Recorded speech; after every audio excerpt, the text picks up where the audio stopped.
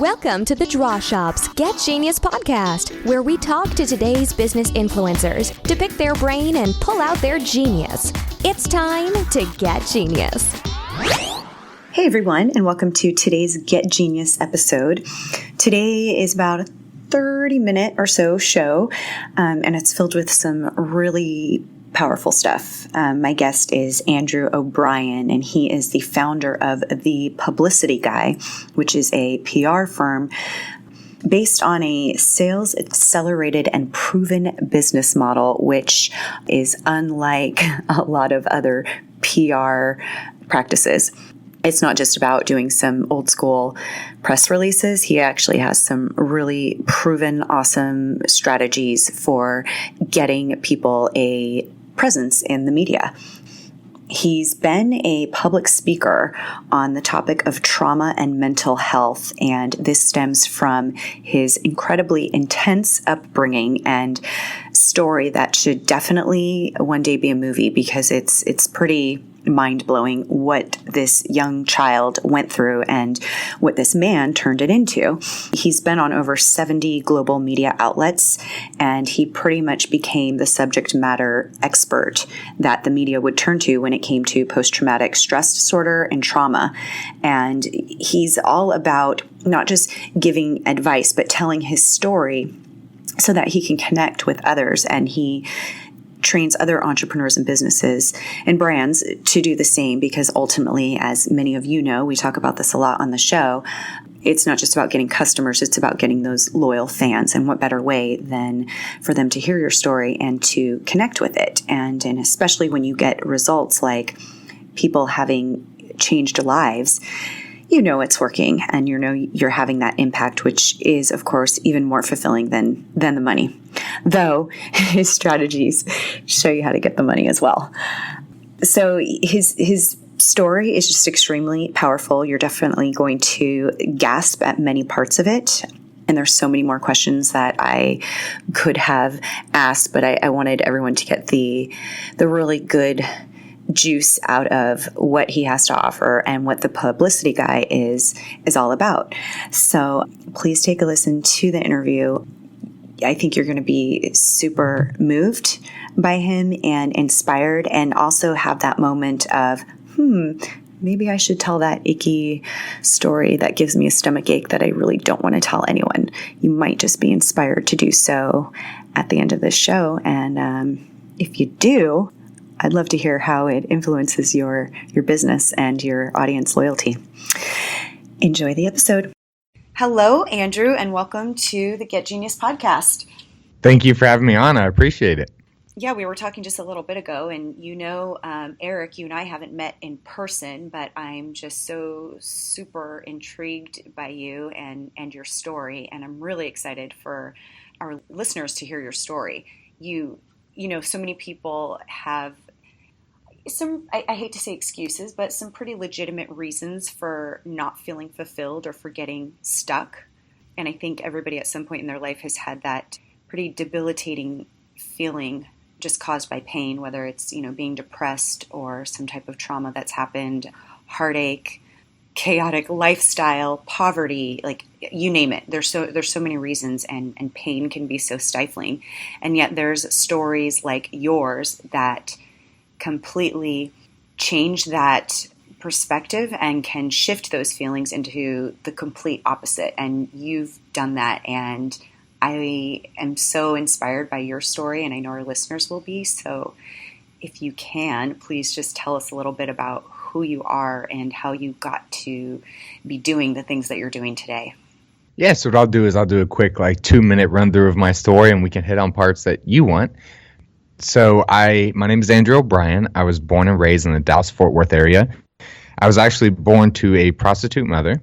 And so I was, since the age of 6, the first memory I have as a child was we were living in a motel room, and this strange man comes into the motel room with my mother. They continue to have sex, and he pays her money for it, and then he leaves. So we were in a motel room. My brother and I were sleeping on the couch. They were having sex in the bedroom in the same room with the lights off. And that was the first memory as a child. And that's memories that happened a lot throughout my entire childhood. And it was really challenging as a kid. I was going through a lot, and I experienced a lot, witnessed a lot that I shouldn't have. And we were raised in motel rooms, trailer parks, apartments, houses, moving every 3 to 6 months, probably about 20 different daddies throughout my life. And so I decided to escape my childhood. I would join the Army. So I joined the Army I dropped out of high school, got my GED, joined the Army, and then I served 4 years in the Army. A year of that, I served as a lead gunner in Iraq from 2008 to 2009. So I witnessed war. And then I got home, and a year after returning home from war, I actually decided to take my own life. And that was because of my traumatic experiences from both my childhood and my military experience. But to be honest, it was more of my childhood than it was my military experience. And I took over 120 pills in less than 3 minutes. And luckily, I woke up 2 days later in the ICU. And I woke up with this newfound appreciation for life. I woke up really excited to be alive. And I was glad that I didn't succeed at my attempt. I got out of the Army after that. And as I got home a year later, I found out that my mother, someone broke into the house and killed her husband while she was in the house. So I came home. I was living in Chicago at the time. I came home to take care of her. I don't know why. I guess even no matter how bad of a mother she was still a mother. So I came home to take care of her. And as I was there at the house where it all happened, they don't clean the scene. So I was in there scrubbing his remains out of the carpet. And it was at that time that she pulled me outside and actually asked me to help her frame his ex-wife for the murder. And it was then that I noticed it was really her that murdered him, not an intruder. And after that, I left and moved to Austin to get away from her, restart my life all over again, once again. And as I got to Austin, I found out that she was actually trying to pin the murder on my brother. And so I decided at that time that I needed to testify against her about what she asked me to do. So I went and told the cops, and I actually testified against her in court, where she was sentenced to life in prison. And it was throughout all of this that I began sharing my story and speaking on stages to share my story of everything I'd overcome and all the life I'd lived and how I built a life for myself. And I actually became the most requested public speaker by the military. I spoke all over the world, and it was all because I got massive media exposure around my story, not around my mother's story, but around my personal story and my mission to save lives. And it led into over 70 global media outlets from NHK, BBC, USA Today, MSNBC, Al Jazeera, Huffington Post, MTV, and many others. And it all built my career, where I actually ended my career at the end of 2015. And the last event I spoke at was actually at the White House. And that's how I ended my career. Wow. So there's I'm sure a billion questions that people have. So backing up to your attempt, and you wake up in the hospital, you said, and you had this epiphany of being excited, did you say, or ready to live life? Yeah, it was just, I woke up realizing I had made a huge mistake. I realized I had made a huge mistake once I felt the pills kicking in. And it was that moment where I realized I just made a mistake that I probably wouldn't return from. So from the experiences you had growing up, I think the big question is, how do you get to a point where you're able to kind of step back and look at it all and decide that you're going to turn this around? Because that's a huge, huge thing. I mean, especially when that's what you've been raised with. This is what you see. When did you finally realize, this is not normal? This is not the kind of life that I want? It was actually when I woke up in the hospital, and I had all these machines attached to me and coal all over me because they pumped me full of coal to save my life. And it was in that moment, just that I had that epiphany of, I can continue to be a victim for the rest of my life. I can continue to hold on to my past. I can continue to live the same life I've been living that led into my suicide attempt, or I can do something about it. It was just a very empowering moment.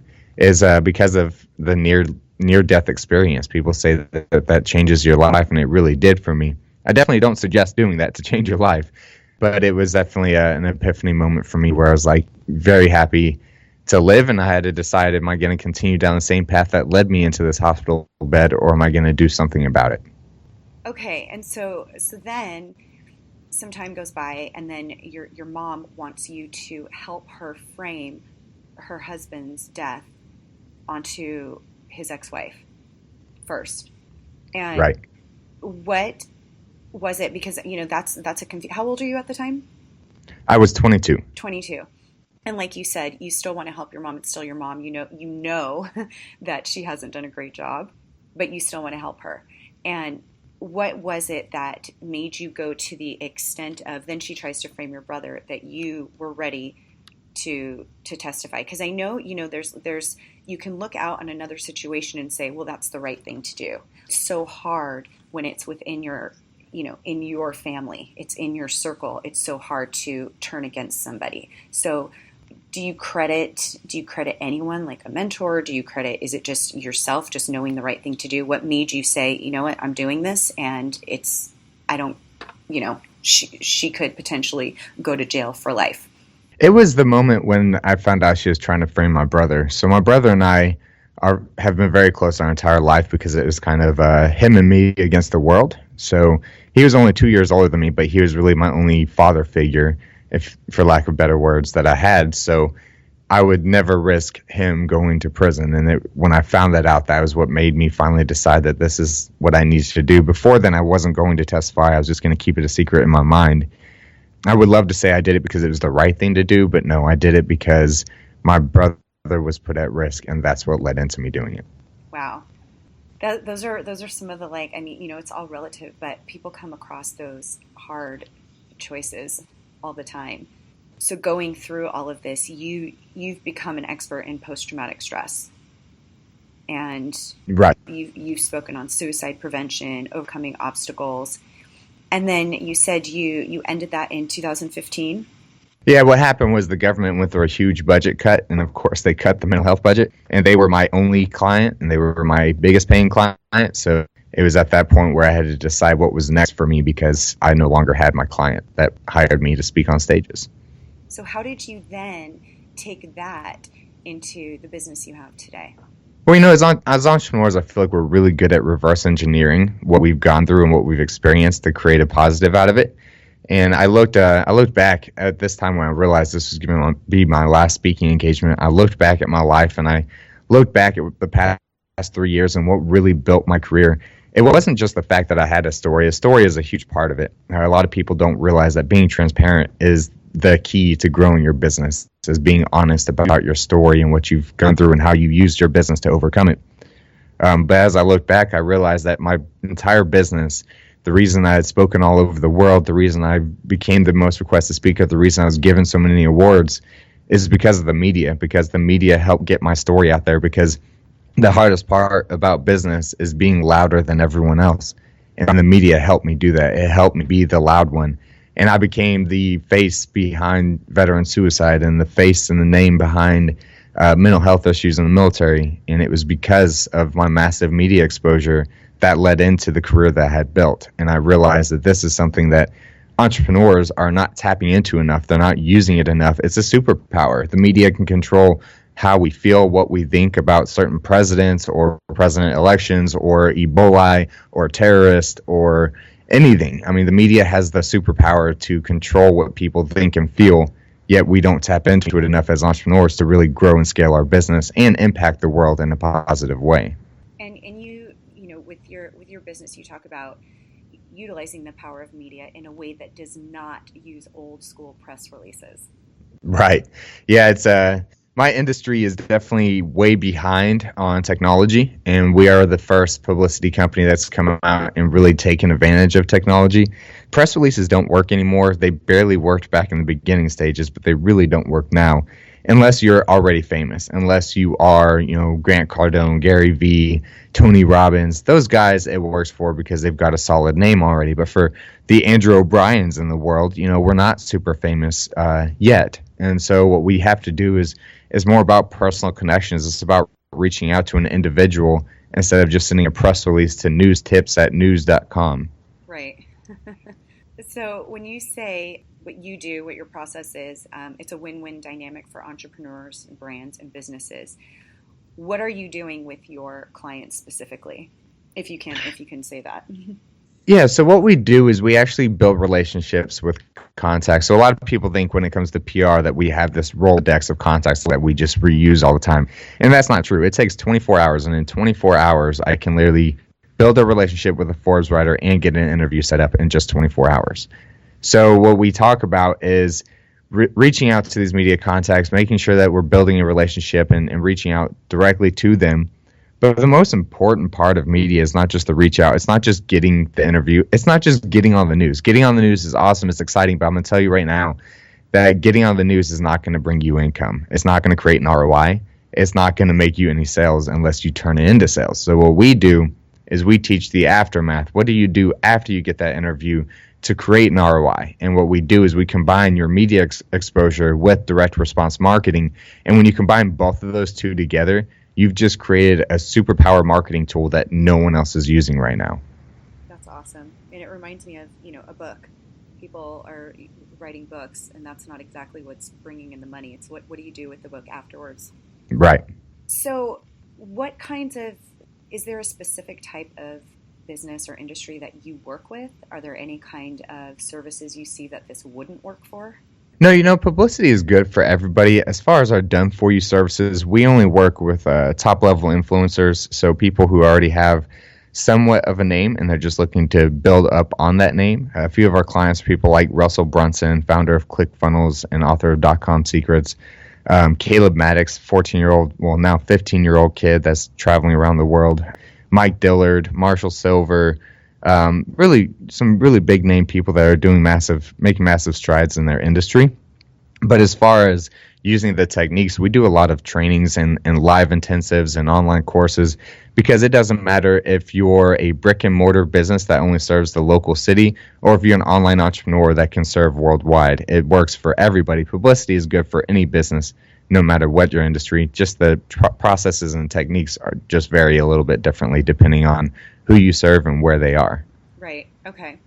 And so if I'm a local car dealership and I want to utilize your techniques, I can find some training via your website? Yes, definitely. We have an online course called the Masterclass, and it teaches you how to do it no matter what you're going after. If you're going after online publications, if you're going after TV interviews, if you're going after newspapers, whatever it is. And the biggest thing I tell people is stop advertising on magazines and newspapers and all that stuff. Because here's what happens. When people see an advertisement, the first thing they do is tell themselves, I'm not going to buy. Like they just instantly turn on that mindset, I'm not going to buy. But whenever you actually do an interview, a news interview where they're just talking about you and your story and how you built this business or the philanthropy behind what you do, how you benefit the community, things like that, that's what really attracts people to come buy from you, because they get to know you on a personal level and they don't feel like they're being sold to. When they feel like they're being sold to, the first thing we do as a consumer is tell ourselves we're not going to buy. Yeah, exactly. And it's such a common theme that I hear so much of with the people that are truly good at at building their brand and getting people to feel connected with it. It's always about that story and that personal connection, like you said, not just that ad in a magazine. Yeah, they have to know, like, and trust you. Exactly. So speaking of that, what is your advice for those that maybe they're a newer business, or maybe they're not? Maybe they just still haven't found what that voice is, what that story is, and how they can connect. Do you have any advice or tricks that they can do to tap into that? Yeah, what I tell everybody is look at the most personal, intimate struggle stories that you can think of in your life, like the ones I shared. The reason I share my story, because as the audience was listening to the story I just shared, is called the shock and awe, right? They are super impressed with everything I've been through. They think, how is this kid doing what he's doing? It builds a rapport with my audience, and that's what I want, and that's what everybody wants as a business, is to build that rapport. So what you need to do is look at the biggest struggles in your life, the things that you if you're embarrassed to share it, that's the right story to share. If you're embarrassed to put it out to the world, that's the story that you should be putting out to the world. Because the thing is when you share these personal, intimate stories, the first thing your audience thinks is, wow, they're super honest. Like they're sharing some really personal stuff that I would never share about myself, and it makes them trust you even more.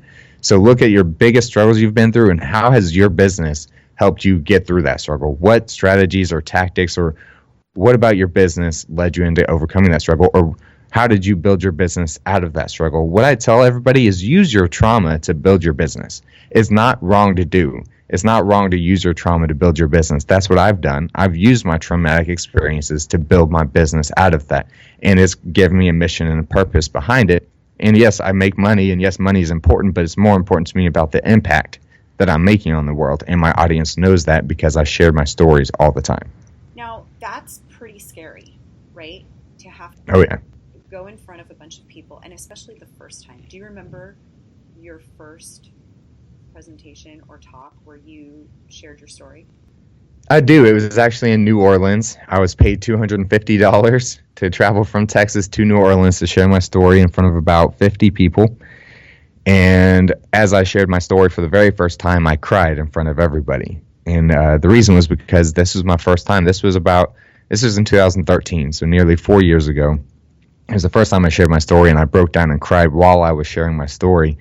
But I kept going, and I kept moving forward. It was really, really hard to do it because I was embarrassed. It was opening up some old wounds that I didn't face for a while. And I cried for the first 6 months. Every time I presented, I cried in front of my audience. But really, what it was for me, it was kind of a healing process for myself. It made me come to terms with my life, and now I can share my story without shedding a tear. Because after the past 4 years of sharing it, I've healed myself because I stopped letting my past control my future. And I had faced my past. But it definitely is really hard to do. But once you do it enough, it kind of becomes normal. It becomes easy. It becomes something you just do on a daily basis. Like today, I've already planned out my posts. I do this on occasion where I just share some really personal, intimate stories that most people would never admit to. But like today, I'm going to be writing a post about how I was emotionally abusive to my wife. And I am very honest about who I used to be and the monster I used to be. Because I want people to look at me and know that I'm not a liar. I'm not someone standing on the beach in Bali talking about how rich I am when Bali's cost of living is half of what it costs to live in Texas, and Texas is cheap. So I share these intimate personal stories because it grows a relationship with my audience. So you kind of have to overcome that fear and be willing to really put in the time, effort, and energy and the pain that it takes to share those stories. And when you're that, vulnerable and transparent, have you noticed different types of responses? Do you get positive? Do you get negative? Is there a mix? Yeah, you're always going to get negative. It's just part of publicity. Something you have to realize. You have to kind of grow a thick skin. I've had people message me after a news interview and tell me I should kill myself and say some really hateful things to me. But what I have to do is realize that that's just their anger, and it has nothing to do with me. And so I deal with it all the time, and it's just something I have to put up with, but I focus on the positive because there's always a mixture. You get positive as well as negative, so you really have to focus on the positive. And honestly, the positive is a lot more powerful. Yeah, someone can tell me to go kill myself, but at the same time, someone else is telling me that my story just stopped them from killing themselves. So you kind of have to be able to put that thick skin on, accept the hate so that you can actually have an impact on the world. Right. And I would think that getting both the positive and the negative means you're actually doing the right thing. You're actually saying something that's impactful because you are impacting them no matter, whether it is positive or negative. Even those people that do say something, you've struck something inside of them, even if that's their way of reacting to it. There's something that hit them. That's it. And the funny thing is your haters actually become your biggest supporters because they share your story more than the people that love you. Yep, exactly. So did you have, for people that, are like, okay, it's scary to tell your story. Did you have any kind of training beforehand? I didn't. I've never had a training. I've never planned out a speaking engagement. I've never written postcard notes. I've never done PowerPoint presentations. Everything is just every time I've gotten on stage, every time I've presented a story, I just did it. I just got in front of a stage of people. I've spoken on stages in front of 8,000 people with no plan, and I just spoke from the heart. And every time I've spoken after the first 6 months, because the first 6 months I sucked, but after the first 6 months, every time I've spoken, I've got a standing ovation from my audience. And that shows me I didn't have to plan it out. I just spoke from the heart, and they could feel it and they could hear it, and that led into building my career. So I never had any training, anything like that. I just spoke from whatever was inside of me, telling me to say whatever I needed to say. Right. You talk a lot about passion, right? Do you believe that when finding your voice, what is it that you're passionate about? Do you believe that the passion comes from something that has caused you pain? I definitely do. I believe that as entrepreneurs, we're not just here finding a gap in the marketplace. There's a reason that we do what we do, and it usually comes from some form of pain. And a lot of people will say, no, I just made it because I wanted to make a successful business. And I don't believe that. I believe we all create a business for some deep-rooted issue. It's not because we just want to make money. As far as like true entrepreneurs, we all do it because, yes, we see a gap in the marketplace, but there's also something that happened in our life that led into that. A lot of these self-made millionaires and billionaires that I've spoken to or that I represent, they all came from a poverty-stricken life or some kind of pain that led them into not wanting to live that life anymore, that made them create that business. So a lot of them came from broke households, and they wanted to make sure that they didn't raise their kids in one. That's my biggest reason I do what I do. It's not just because I want to make money. It's because I want to provide my family with a life that I didn't get to enjoy in the past. Right, exactly. And what's so cool is, like you said, with your was it your blog? You said where you admit and you tell these like true stories of what's going on in your real life. Does that? I do. A lot. I've done that myself with blogging. How does that impact your family? And is there any kind of a line that you have where you're not going to go too deep into certain stories for, say your family's protection? Do you know what I'm saying? Yeah. So actually the wife and I, we met 4 years ago. And so something that I had her realize before we really got into a serious relationship was, look, I'm very transparent with everything of my life. There's no line that I won't cross. I will be very honest about everything. For example, the other day I put a post about biting my wife's butt. It's something that I do on occasion. I tell people that she has a post-traumatic stress of being bitten on the butt. And it's just, I'm very transparent with my audience. And sometimes it's funny, sometimes it's serious, but I don't hide anything. And I believe that that's what's really led into the success of my business and my life. Yeah. It's because I will be very transparent about everything. I'm literally a complete open book. I will talk about my mistakes just as much as I talk about my success. Right. And she knows this and she's accepting of it.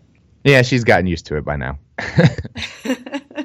Yeah, because it's so funny. I mean, the people that we follow, the people that I'm inspired by are the people that are completely transparent about, what's going on, what has gone on in the past, what they've learned from.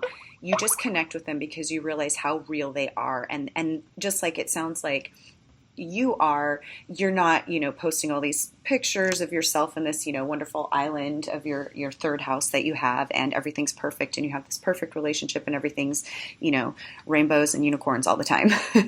Because that's not real life. It's really about taking responsibility and, growing. We're always growing. We're always having to learn from different experiences, and to be able to share that with your audience, it just makes them feel like, oh, hey, sometimes you're learning together. They're learning from you. And then sometimes you're actually learning together with them. Yeah. What I do is I call it the Superman complex, the superhero complex. What a lot of people want to do, and what people, think of when they think PR firm, this is why I say that we're not a PR firm, is because what PR firms' jobs to do is to make people look better than what they truly are. And we are the exact opposite of that. We want to share the bankruptcies, the foreclosures, the divorces, the broken families, the life that a lot of PR firms will want you to cover up. We want to put a spotlight on it, because when you have that superhero complex, people feel like they're never going to make it to where you have. They feel like it's not real. It's not realistic to become who you are today because you're just perfect and it's been butterflies and rainbows. And when you share the actual pain and the struggle and things like that, that's when people really start to see, wow, this is real life. I can really become successful like they are, or achieve what they have, because they're not some superhero, because they are just another person just like I am. Yeah. Many years ago, I was a copywriter, and I remember I was writing for a client for an infomercial. Obviously, I'm not going to say any names, but it was, I wrote for a lot of people in personal development space. And I remember actually meeting with one client, and it was the complete opposite of all of the books and the whole, way that this person portrayed themselves, and I remember feeling so disappointed, because I was like, but wait a minute, I thought you saw the positive in everything, and that there was always this beautiful ray of light around you. And what do you mean you're angry and you're having a temper tantrum right now? And I witnessed it, and this person getting upset with their assistant. And I just remember going like, what? I felt in a weird way like I had been lied to. Because when you read these books and everything, you do somehow, you connect with these people that you look up to. And, to be able to see, when you see actual transparency and somebody being really honest about their life and sharing what they're learning at the, different experiences that happen day to day, every day, it's just so like comforting and so much more easy to trust them. Right. And the fun thing is, I told the wife there's certain celebrities I never want to meet because I don't want to end up not liking who they are. So it's like, you look up to these people, you're like, I never really want to meet them because I don't want to find out that they're mean and full of themselves, because then I'm not going to like them anymore and I'm not going to want to watch their movies or do any of that. Right. Well, it's super refreshing to hear what you're doing, and especially your story and what brought you here. And I want everyone to check you out. It's the publicityguy.com, correct? Yep, thepublicityguy.com. All right, awesome. And obviously we'll have a link to that in our blog and show notes. I know I could talk to you for hours about your story. And I definitely encourage everyone to follow your blog and all that you're doing. It's incredible, super inspiring, and very, what's the word? It's comforting. It makes you feel really good about being human. Thank you. So thank you so much. Is there anything else that you would like to share before we sign off? Yeah, what I want everyone to do is I really want you to look into your life and realize that you're not in business to just make money. You're in it to impact the world. And realize that no matter what your story is, no matter how painful it is, no matter how much you don't want to share it, the more that you don't want to share it, it's more likely that that's the story that you should be sharing. Because if you think about it, the things that you've experienced and the things that you felt, someone else in this world, millions of people in this world feel the exact same way you do. You just don't realize it because you're not sharing it and they're not sharing it. So someone has to be the first to share it. And never look at my story and think, well, yeah, he got media exposure because he's been through so much. You don't have to have as intense of a story as I do. There is some kind of pain point that you've been through that millions of other people are waiting for someone to give them permission that it's okay to feel that pain. So even if your story is not about personal development, even if your business isn't about it, it's always about personal development, because when they connect with you on a personal level, they become true fans, not customers. Fans come back and continue to buy over and over again. That's so true, and I love that point about your story. Sometimes people think, well, it's not intense enough. It's not, and it is. If it felt you, if it's something that gives you that stomach ache to talk about, it's important. It's something that changed your life and influenced your life, and there's undoubtedly somebody out there that's going to relate to it as well. That's it. Well, thank you so much, Andrew. I hope I get to see you in person soon. And this has been awesome. And everybody, please go and check out Andrew at thepublicityguy.com. Thank you, Andrew. Thank you. Thank you for listening to today's Get Genius. You can learn more about The Draw Shop at www.thedrawshop.com on Facebook, LinkedIn, and Twitter. Your home for kick-butt custom whiteboard marketing videos. Your ideas come to life. Thanks for listening. Please share, comment, and make any suggestions for future Genius guests.